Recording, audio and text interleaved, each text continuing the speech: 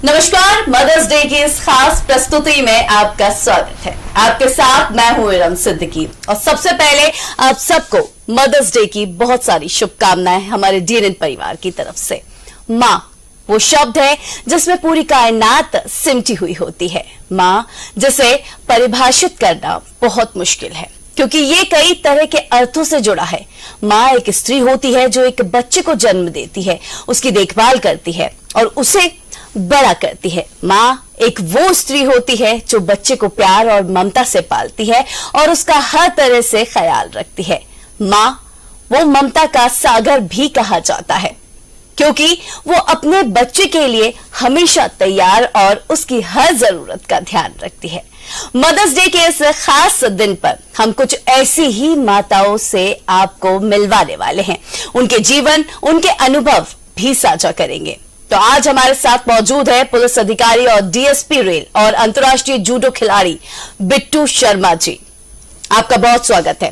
और साथ ही हमारे साथ मौजूद है दुनिया भर में अपनी खूबसूरती से पहचान बनाने वाली मिसेस इंटरनेशनल वुमेन अपेक्षा डबराल। अपेक्षा, आपका भी बहुत स्वागत है स्टूडियो में हमारे साथ। तो चलिए सवालों का जो सिलसिला है इन दोनों माताओं से वो हम शुरू करेंगे। सबसे पहले मैं चाहूंगी कि आप हमारे दर्शकों को एक एक करके मदर्स डे की शुभकामनाएं दें। हालांकि आप भी एक खूबसूरत माएं हैं दोनों।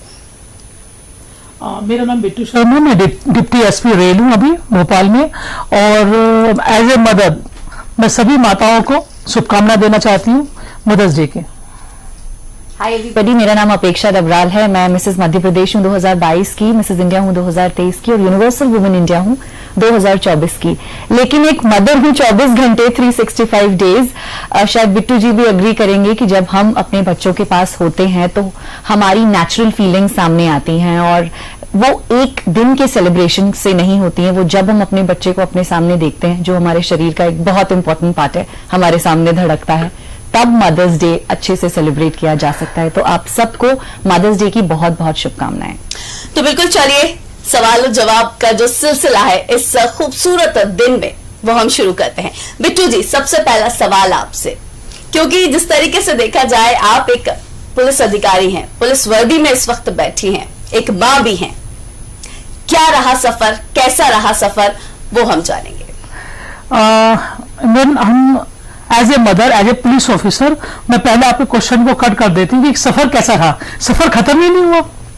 सफर खत्म मतलब सक्सेसफुल खत्म, महिला खत्म, जो अधिकारी है या मॉडल है या जो भी है, सफर तो चलता रहेगा डे एंड तक, जब तक वो महिला एज ए पुलिस ऑफिसर काम करेगी, टीचर काम करेगी, एज ए मॉडल वर्क करेगी। उस औरत का, उस महिला का, उस माँ का सफर कभी भी खत्म नहीं होता। रही बात बच्चे की, बताना चाहूंगी आपको मैं कि मेरा जो बेसिकली आपने बताया, मैं स्पोर्ट्स से हूँ, स्पोर्ट्स की इंटरनेशनल प्लेयर हूँ जूडो की, और मध्य प्रदेश की एशियन मेडलिस्ट हूँ, सिंगल मेडलिस्ट हूँ, अभी तक किसी का मेडल नहीं आया। और एक स्पोर्ट्स पर्सन होने के नाते, और स्पोर्ट्स पर्सन क्योंकि वो भी मार्शल आर्ट की, मतलब मार धाड़ वाला गेम है, तो उसी गेम में मेरी बच्ची है, मेरी बच्ची भी इंटरनेशनल प्लेयर है, पवित्रा पटेल नाम है उसका। और मेरी परवरिश या उसका मातृत्व जो है, जो उसका माँ के प्रति वो जो चीज है उसके उसमें आई है। और हम जितनी भी महिला वर्किंग है, मैं शॉर्ट एंड फाइन बताना चाहूंगी, जितनी भी महिला वर्किंग है, आज हम सक्सेस सिर्फ अपने बच्चों के कारण है। बिल्कुल है। तो बहुत ही खूबसूरत बात बिट्टू जी ने यहाँ पे कही है। अपेक्षा, आपका जीवन परिचय क्या है? मिसेस इंडिया 2023 जीतने वाली अपेक्षा डबराल का जीवन परिचय क्या है वो हम जानेंगे।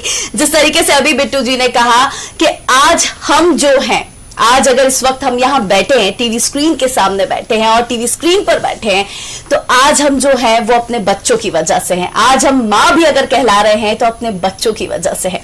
क्या कहेंगे आप? देखिए, बहुत सारे टाइटल्स हमें मिलते हैं जब हम पैदा होते हैं। तो किसी की बेटी बन के पैदा होते हैं, फिर बीवी बनते हैं और फिर सौभाग्य से हम माँ बन पाते हैं। और वो एक ऐसी फीलिंग है जिसमें हमारा रीबर्थ होता है, क्योंकि हम ये समझ पाते हैं कि हम अपने आप से ज्यादा, बहुत ज्यादा किसी और से भी प्यार कर सकते हैं, अनकंडीशनली कर सकते हैं। तो वो फीलिंग जब सामने हमारी होती है तो एक अलग ही पावर जनरेट होता है, एक अलग ही एनर्जी एक्सचेंज होती है। तो कितने भी टाइटल्स मुझे मिल जाएं, मेरा सबसे खुशी का मौका तभी था जब मैं मिसेस इंडिया जीती और मेरे बेटे ने आके मुझे गले लगाया, वो मोमेंट मेरे लिए बहुत प्रेशियस था। क्राउन की वजह से नहीं, क्योंकि मेरे दिल का जो ताज था मेरा बेटा, वो मेरे साथ उस समय था, उस सेलिब्रेशन को एंजॉय करने के लिए। तो as a mother I think सबसे बड़ी उपाधि माँ बनने की है, और अगर आपको भगवान ये गिफ्ट से नवाजता है तो आपसे ज्यादा सक्सेसफुल, हैप्पी और हम कहते हैं ना कि भाग्यशाली कोई भी नहीं हो सकता है। तो यही मेरा परिचय है। बिल्कुल बिट्टू जी, जिस तरीके से आपने अभी जिक्र करा कि एक अंतर्राष्ट्रीय प्रतियोगिता में आपने हिस्सा लिया, भारत को, प्रदेश को, देश को प्रतिनिधित्व किया, क्या सपना था, कैसा फील हुआ, आपकी बेटी का क्या रिएक्शन था? मैं बताना चाहूंगी 2018 मतलब 2018 में मैं फील्ड में आ चुकी थी जी, और पहली पोस्टिंग मेरी एज ए CSP अयोध्या नगर हुई, जिसमें मैंने वहां रहते हुए 34 ब्लाइंड मेडल को ट्रेस किए। और वो ट्रेस जब किए मैंने, उस टाइम में मेरी बेटी 11-12 साल की थी। ये मैं क्राइम सीन बता रही हूँ, ये मैं पुलिस वाला बता रही हूँ, स्पोर्ट्स से रिलेटेड नहीं बता रही हूँ अभी। तो वो जो सक्सेस मुझे मिली, 3 महीने में बाहर थी, रेड पे थी, उनमें हमने 19 आरोपी उठाए थे, जो मेन आरोपी आज भी जेल में है। वो सक्सेस जो मिली सिर्फ मेरी बेटी के मोटिवेशन से मिली, क्योंकि उस वक्त वो 11-12 साल की थी, 5वीं-6ठी क्लास में पढ़ रही थी, और वो मुझे फोन करके पूछती थी जब मैं बाहर होती थी कि मम्मा आप कहाँ हो। मैं बोलती थी कि ऐसे से है और परेशान हो रहे, वो मिल नहीं रहा है। तो मम्मा चिंता मत करो, आप हमेशा पकड़ के ही लाओगी, खाली हाथ नहीं आओगी।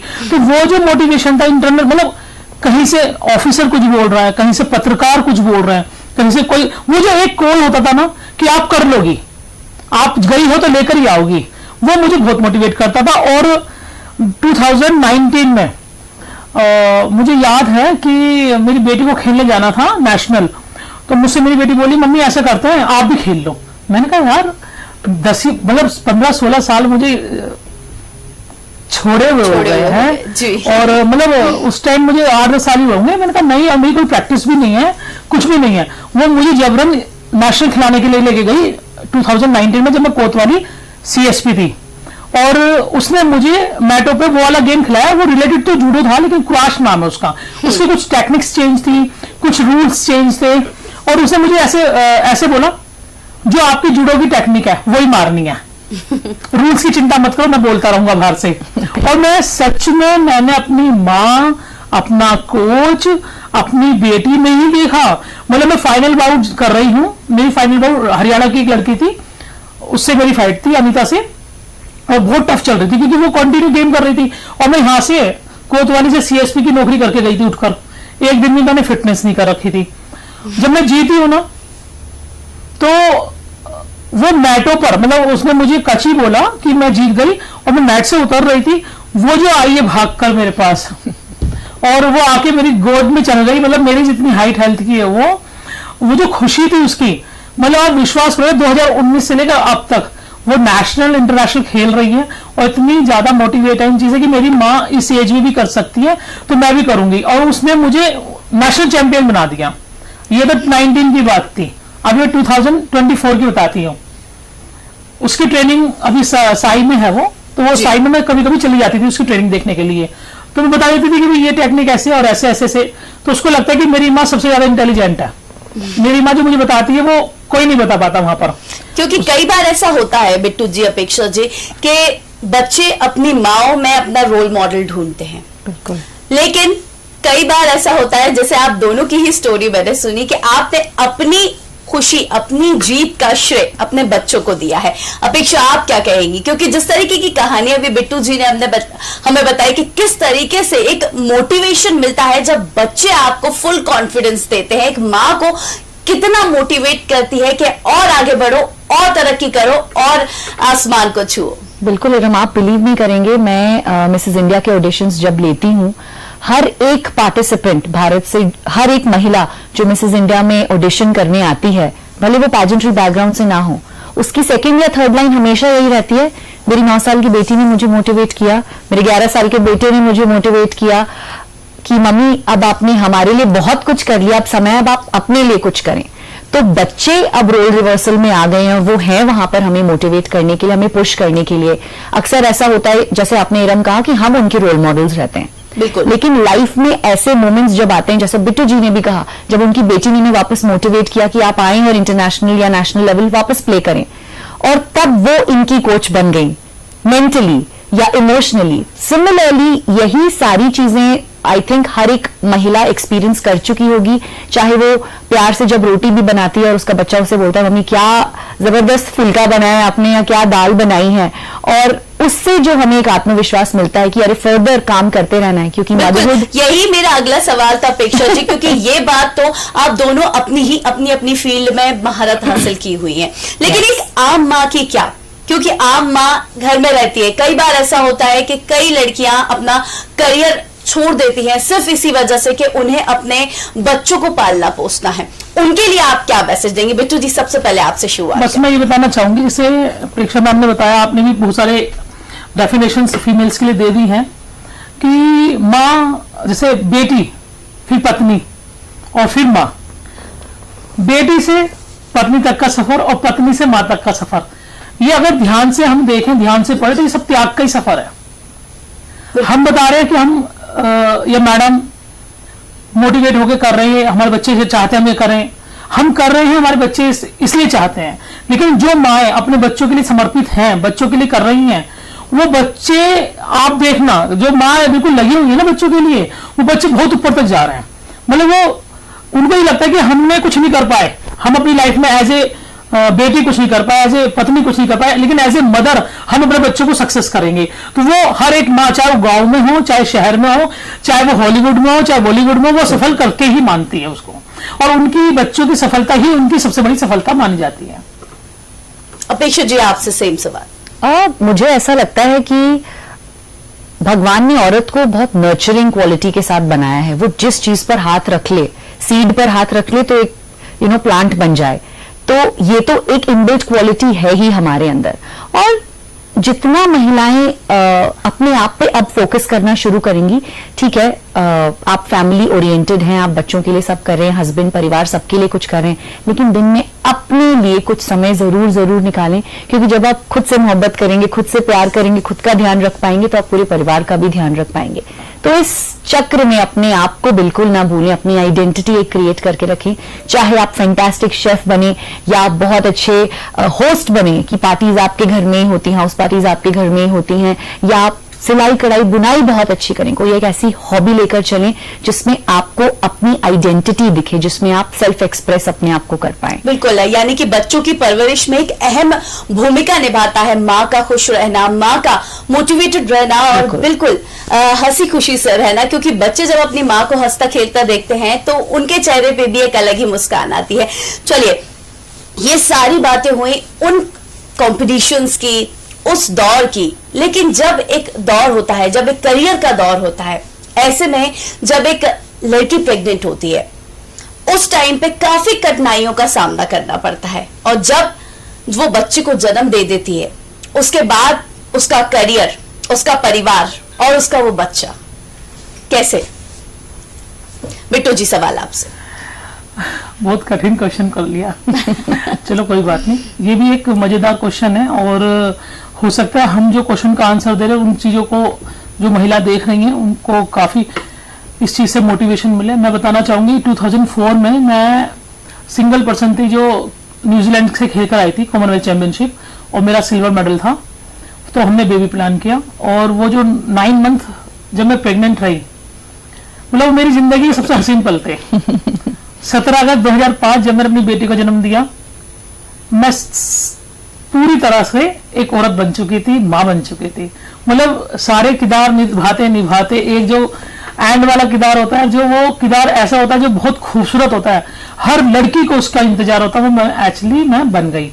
बट जो आपने बोला जैसे कैरियर बन चुका था, इंस्पेक्टर बन चुकी थी 2004 में, 2005 में बेटी हो गई थी, बट जो जिज्ञासा थी इंडिया खेलने की, रिप्रेजेंट करने की, और करने की, और करने की, और करने की, इतना करने की कि इतिहास में नाम लिखा जाए, और ऐसा हुआ भी।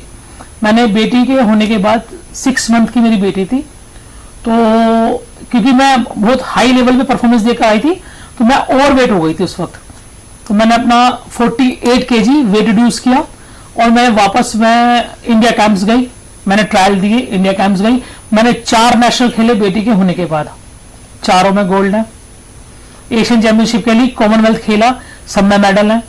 और कोई, मैं एक चीज और बताना चाहूंगी इमरन, कि कोई भी बैरिकेड, कोई भी स्टॉपर आपके सिवा आपको नहीं रोक सकता, चाहे उसमें आपके माँ बाप हो, सास ससुर हो, पति हो, भाई बहन हो या बच्चा हो, कोई भी नहीं रोक सकता। सिर्फ आपको एक, जैसे मैम ने बताया कि अपने लिए एक फीमेल को, चाहे वो हाउसवाइफ हो चाहे वर्किंग हो, अपने लिए स्वयं के लिए 1 घंटा निकालना चाहिए। चाहे वो फिर वो नाचने गाने के लिए निकाले, खेलने कूदने के लिए निकाले, पार्टीज के लिए निकाले, उसका मेंटल स्टेटस स्थिर रहना बहुत जरूरी है। तो मुझे क्या था, मुझे ये था कि मैं वापस गेम में जाऊंगी, और मैं बेटी को बॉर्न करने के बाद भी 2005 से लेके 2011 तक, मतलब 5 में पैदा हुई वो, 7 to 11 तक मैंने नेशनल और इंटरनेशनल सब परफॉर्म किए और सभी में मेरे मेडल आए।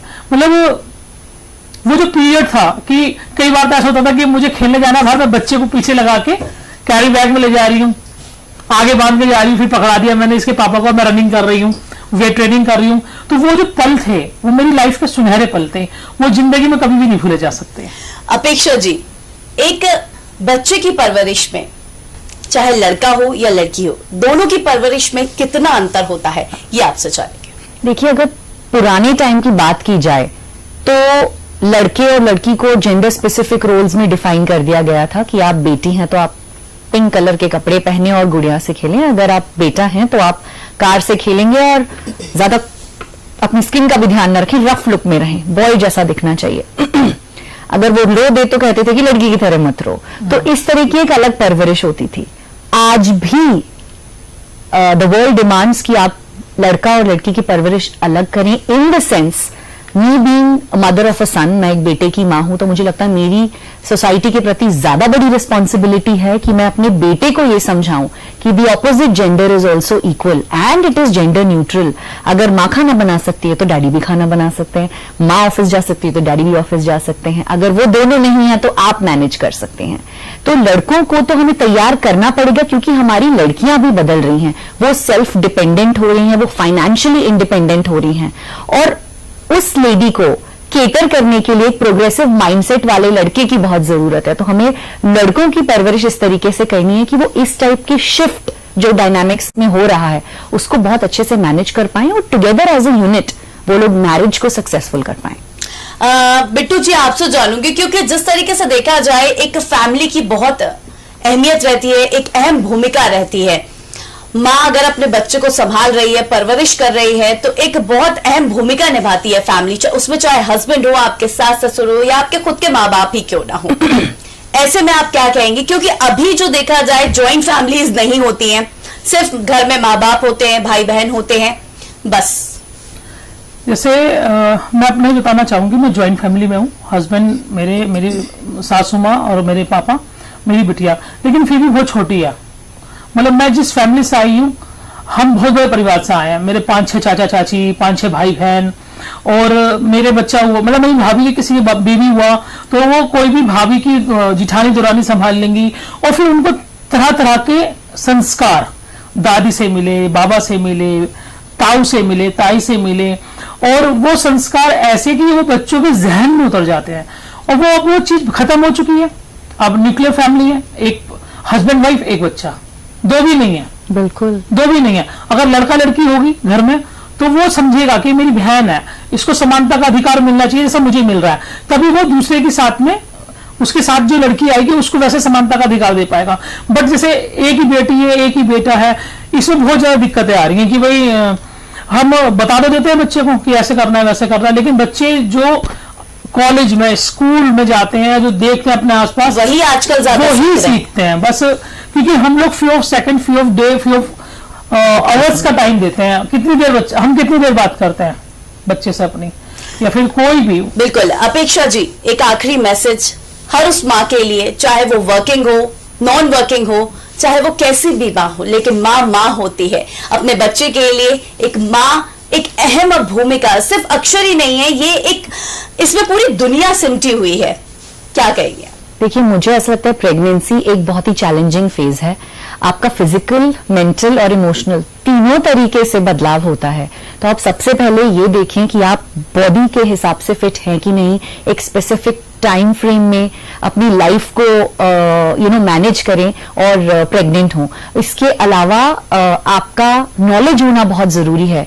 ये बहुत नया फेज है, पहली बार ही हम मां बनते हैं, तो ज्ञान जितना आप अर्जित कर लेंगे किताबों से, थ्रू एक्सपर्ट्स कि क्या फेजेस होते हैं 9 मंथ्स में, कैसे मैनेज करना पड़ता है, उसके बाद सबसे इंपॉर्टेंट है बच्चे को जब वो दुनिया में आ जाए तब उसे कैसे मैनेज करना है, क्योंकि बहुत सारे हमें सजेशंस और टिप्स मिलते रहेंगे आसपास सबसे, उनके एक्सपीरियंस के हिसाब से। यानी कि जब एक लड़की प्रेग्नेंट होती है उस वक्त पे भी माँ की एक अहम भूमिका रहती है। यस, तो हम अपनी माँ को जिस तरीके से देखते हैं और जब हम माँ बनते हैं तो हमें रियलाइज होता है, ओ हमने इन्हें ऐसा कहा था, इन्हें कैसा लगा होगा। तो वो you test your own medicine, तो एक वो फेज रहता है, इसी वजह से हम डेवलप कर पाते हैं। तीसरी चीज है इमोशनल, एक सपोर्ट सिस्टम होना बहुत जरूरी है, बहुत अच्छा एनवायरनमेंट फैमिली का होना जरूरी है, तभी आप एक नई जिंदगी को लाइफ में लेकर आए। जिस तरीके से मैम ने कहा और हम सब कह रहे हैं, न्यूक्लियर फैमिलीज हैं, ह्यूमन इंटरेक्शन बॉन्डिंग कम हो रही है, बच्चे इंटरनेट पे ज्यादा समय बिता रहे हैं और वहां से वो क्या ज्ञान अर्जित कर रहे हैं या नहीं अर्जित कर रहे हैं, गलत या सही, उन्हें कुछ भी नहीं पता है। तो एज अ मदर आप एक चेक पॉइंट जरूर रखें। अगर आपका बच्चा कमरे के अंदर बंद है तो वो सेफ नहीं है, हो सकता है वो स्क्रीन या वेब के थ्रू बहुत ज्यादा एक्सपोज्ड हो। मैं एक एनालिसिस देना चाहूंगी, एडोलेसेंस करके नेटफ्लिक्स पे एक सीरीज आई है जिसमें बहुत ज्यादा अटेंशन पाया है। एक 13 साल का बच्चा रहता है जो एक मर्डर कर देता है अपनी क्लासमेट का, वो कैसे उस लेवल तक पहुंचता है, उसका मेंटल स्टेटस कैसा रहता है, पेरेंट्स क्या फील करते हैं, उस चीज को आप जरूर देखें, क्योंकि कहीं ना कहीं हम भी उस टॉक्सिक एनवायरनमेंट की गिरफ्त में आ सकते हैं। और पेरेंट्स ही, मदर्स ही सबसे बड़े और पहले रोल मॉडल हैं। तो आप अगर उसे सही तरीके से मॉड्यूलेट कर पाएं तो हर बच्चा सक्सेसफुल रहेगा और मदर और सन या मदर और डॉटर का रिलेशनशिप बहुत बहुत फ्रूटफुल रहेगा। बिट्टू जी, एक आखिरी बिल्कुल यही सवाल आपसे भी रहेगा, क्या संदेश आप उन माओ के लिए?